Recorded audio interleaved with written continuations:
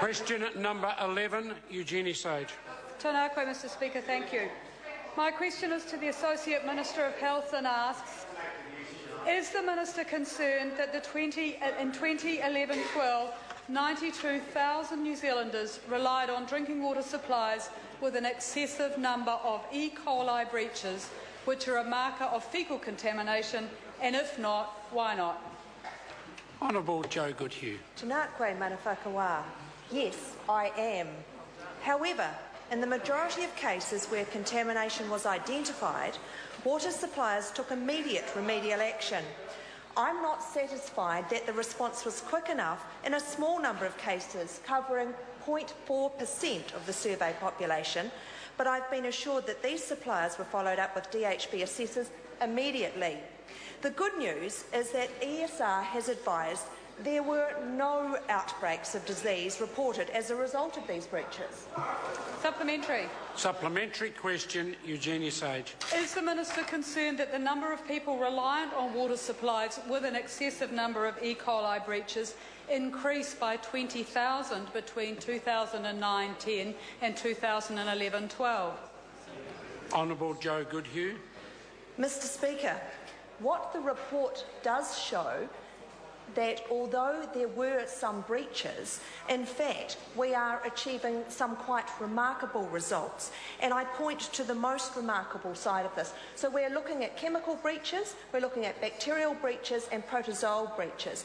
The most important improvement is the 79.1% of protozoal standards improved to 79.8%. They are the most expensive to treat and the most difficult to treat, and it's also in protozoal prevention that we actually have to spend the most money, which we do through our subsidies to the drinking water schemes. Supplementary question, Eugenie Sage.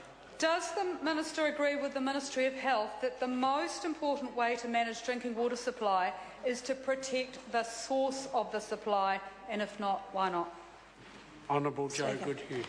What I do understand is that each supplier that is covered in the drinking water scheme will receive very good advice from the Ministry of Health about conducting either having protection for their scheme, that might be chemical protection, or in fact that they will have a public health risk management plan. That will mean that they have to give effect to understanding where the water supply is coming from, and that there will be enough testing so that they immediately detect if either chemical, protozoal or bacterial breaches occur, so they can protect the population concerned. Supplementary question, Eugenie Sage. Why has her government cut funding for small communities to upgrade their drinking water supplies by $16.3 million in Budget 2012, while allocating more than $80 million to subsidise irrigation when agricultural intensification is a major cause of water pollution? Mr. Order. The first thing I would like to actually deal with is that this report, this annual review of drinking water quality, does not find any causes of these particular breaches. So if the member feels she read that in the report, she is quite wrong. It's not there.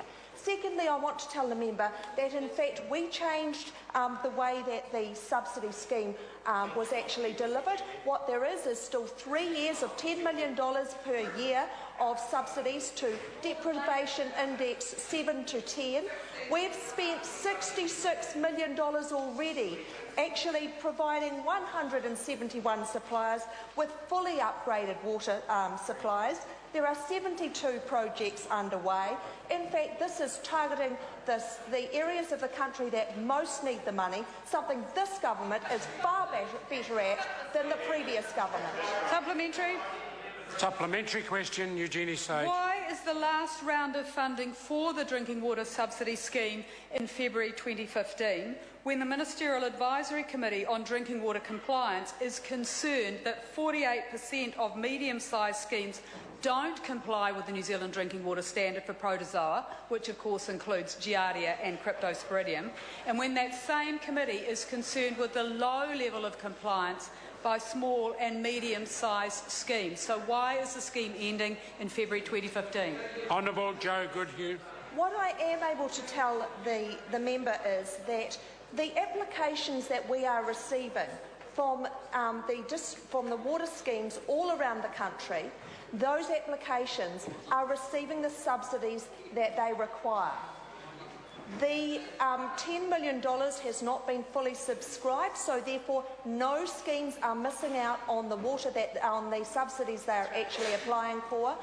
We have structured this so that the schemes come in on a rolling basis during a period of time when this government has taken into account that territorial local authorities need to plan for the future in a reasonable way, not in fact going holus-bolus and going broke in the process. This government is very mindful of clean drinking water for New Zealand's population. Question number 12, Colin King. Kia ora, Mr. Speaker.